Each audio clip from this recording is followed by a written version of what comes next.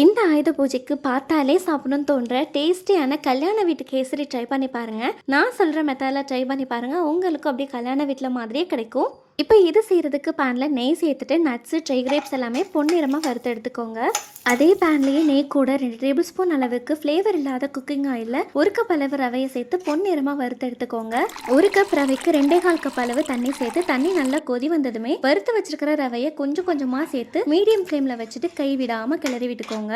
1 cup ரவைக்கு 1 cup அளவு sugar சேர்த்தா பர்ஃபெக்டாக இருக்கும். உங்களுக்கு கம்மியாக வேணும்னா கம்மியாக கூட நீங்கள் சேர்த்துக்கலாம். நான் அடித்து சொல்லுவேங்க, இந்த கன்சிஸ்டன்சியில் மட்டும் இருந்துச்சுன்னா 9 ஹார்ஸ் வரைக்கும் அந்த சாஃப்ட்னஸே போகாது, சூப்பராக இருக்கும்.